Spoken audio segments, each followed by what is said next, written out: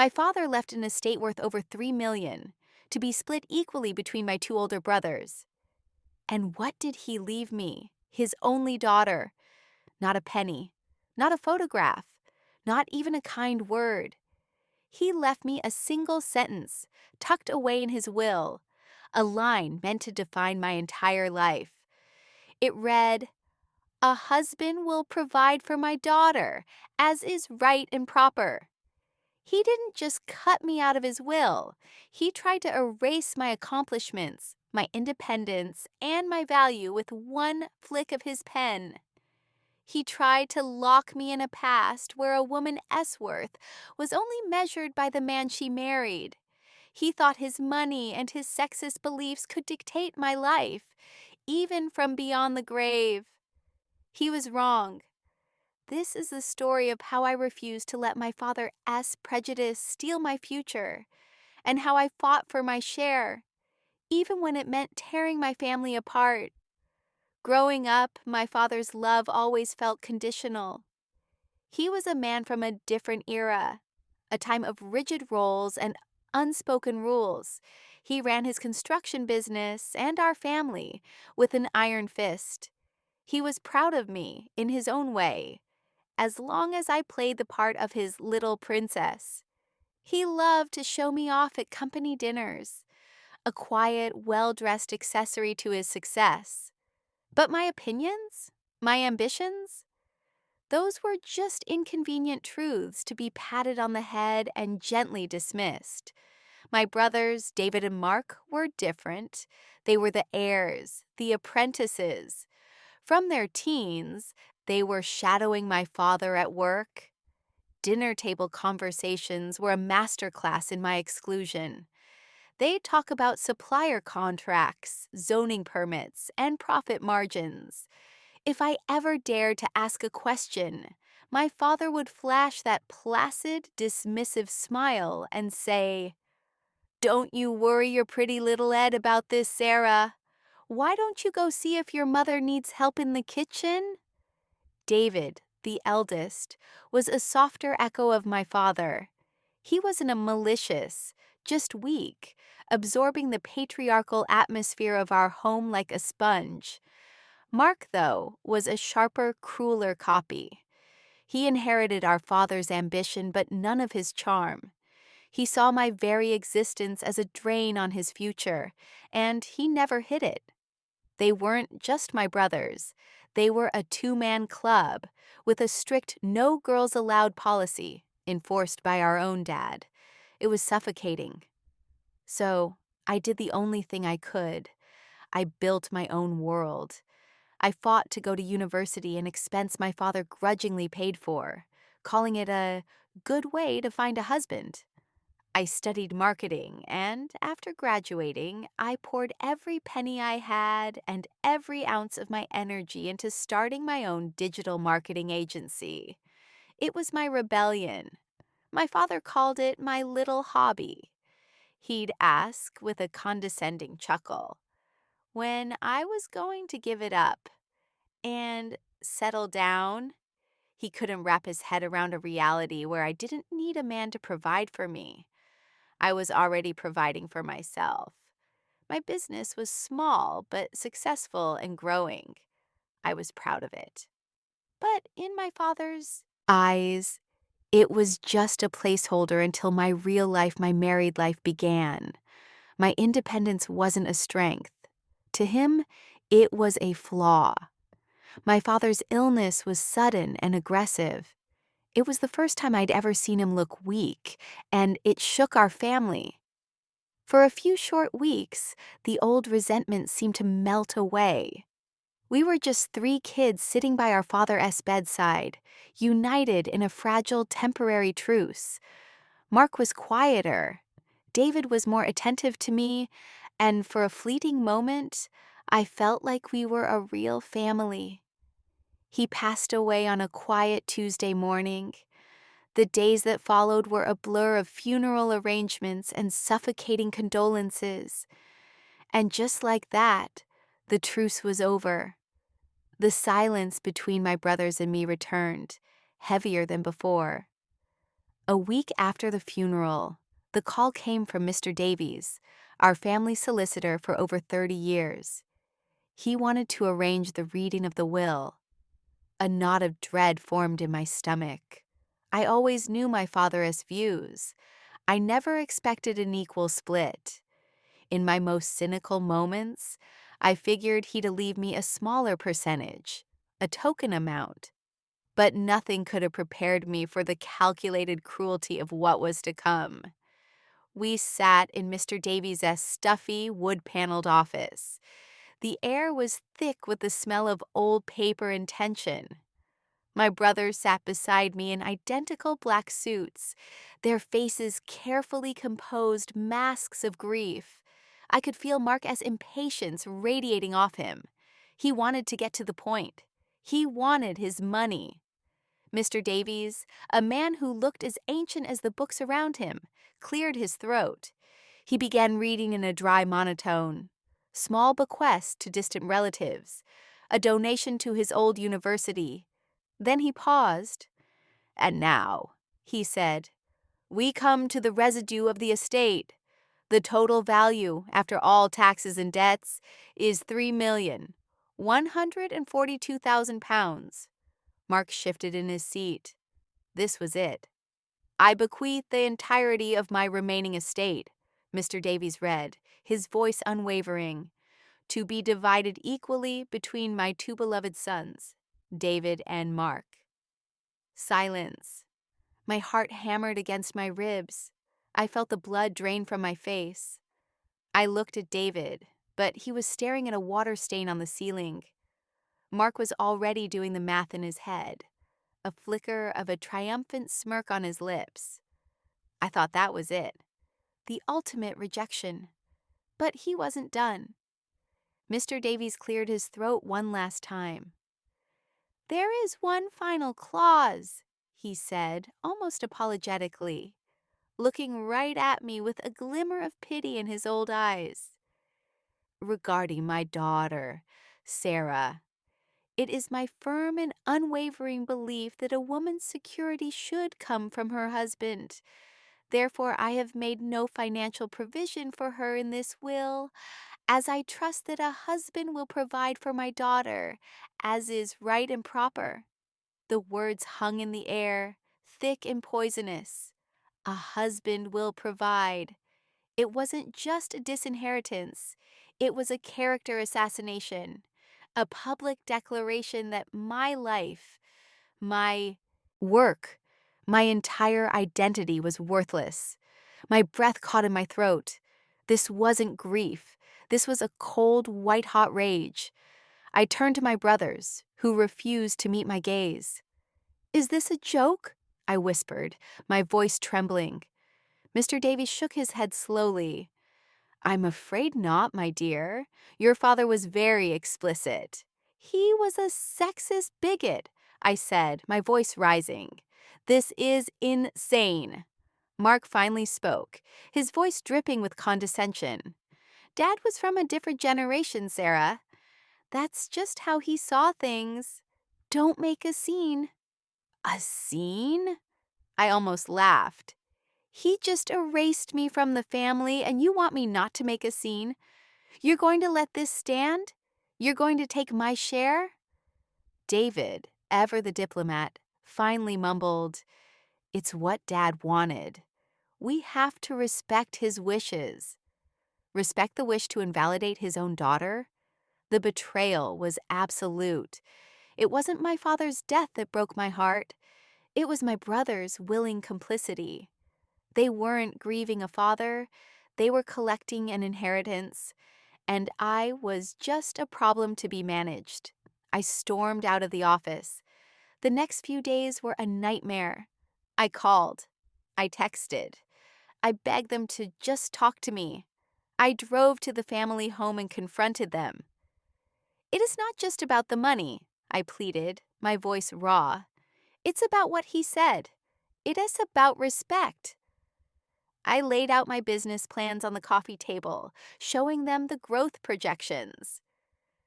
"This is what I was going to use my share for, to build something. The very thing he punished me for. Mark actually scoffed. Oh, give it a rest, Sarah. You'll get married. Some rich guy will sweep you off your feet and you won't have to worry about your little hobby anymore. Dad knew what he was doing. David just stood there wringing his hands. My hands are tied, Sarah. It's in the will. What do you want us to do? Defy Dad?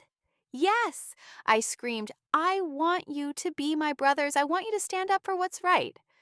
They just stared at me. In their eyes, I saw the truth. They chose the money. That night, a switch flipped. The hurt was still there, but it was consumed by a new, unshakable resolve. I sat up, opened my laptop, and started typing. Can you challenge a will in the UK? Discriminatory inheritance. I found a sliver of hope. The Inheritance, Provision for Family and Dependents, Act 1975.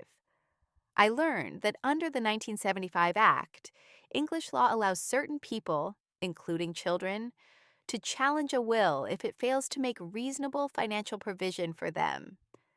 But it wasn't a sure thing.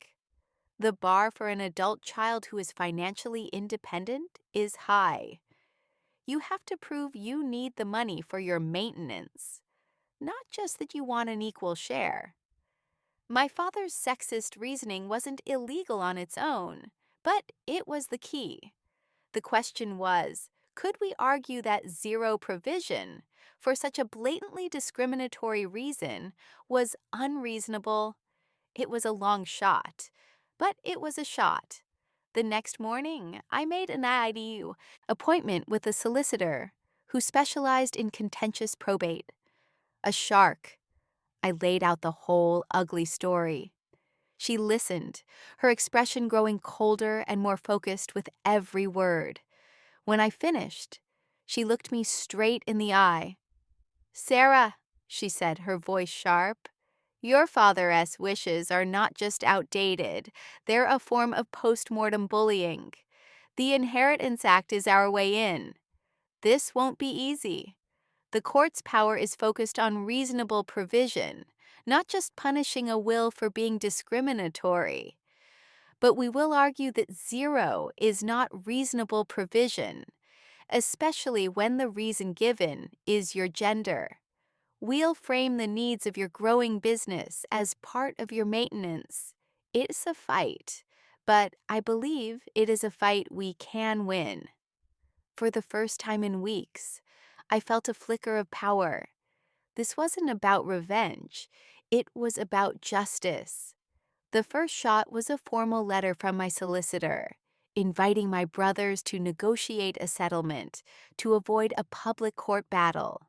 Their response, via their own expensive lawyer, was swift and dismissive.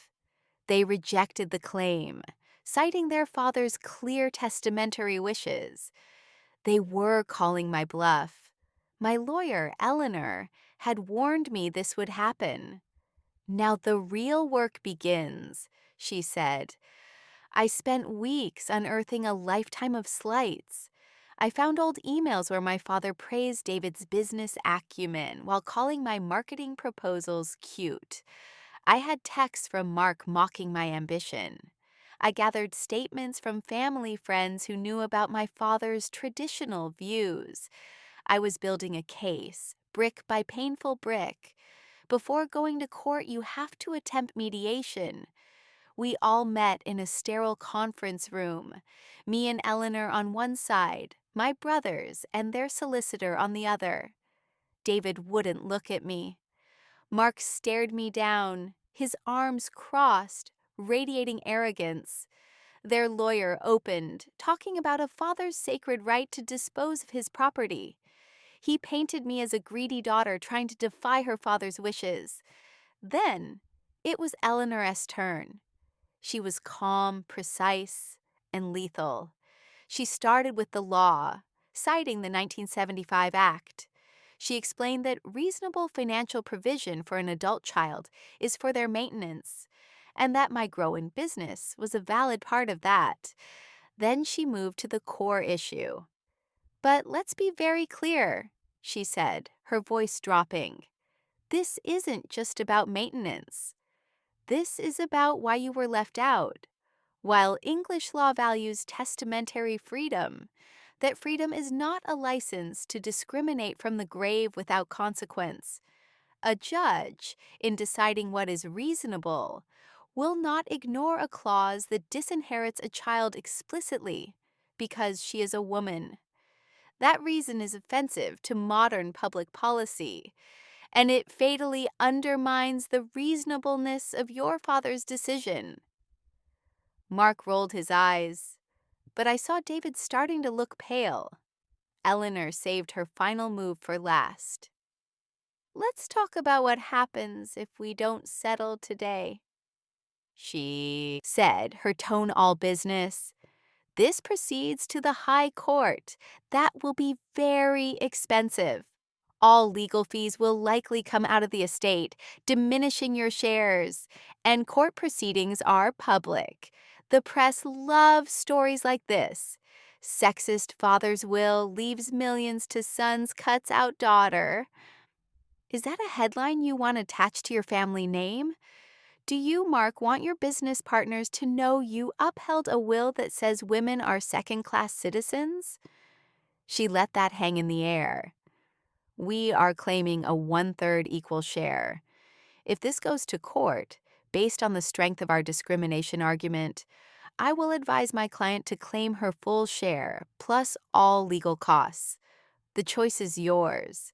Settle this now quietly, or we let a judge and the public decide. The mediator called for a recess. My brothers practically ran from the room. I could hear their angry, muffled voices from the hall. 30 minutes later, they returned, their faces grim. Their lawyer, avoiding everyone's eyes, spoke in a clipped, defeated tone. My clients are prepared to agree to the terms, a full 1/3 share of the estate. They didn't surrender because they saw the light.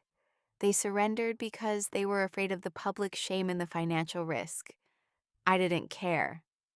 I looked across the table at their beaten faces, and for the first time in my life, I was the one with the power. I had won. A few weeks later, a number appeared in my bank account. £1,047,000. Seeing it didn't bring the explosion of joy I thought it would. It was a moment of profound, hollow, bittersweet relief. I had my justice, but the cost was the final destruction of my family. I haven't had a real conversation with Mark since. His silence is a monument to his greed. David sent me a single cowardly text about 6 months later. It said, "Sarah, I'm sorry for how everything went down. Dad put us in a difficult position." He was sorry for the inconvenience, not for his actions. I replied with a simple, "Thank you for the message," and left it at that. The bond of brotherhood had been sold, and I was no longer interested in buying it back. We see each other at the occasional holiday gathering, making brief, awkward small talk. We're not siblings anymore. We're just 3 people who share a bloodline and a bitter history. I didn't let the money sit there. I did exactly what I told my brothers I would do. I invested it in myself. I injected a significant portion into my marketing agency, hiring new staff and expanding our services. My little hobby is now a thriving business with a national reputation.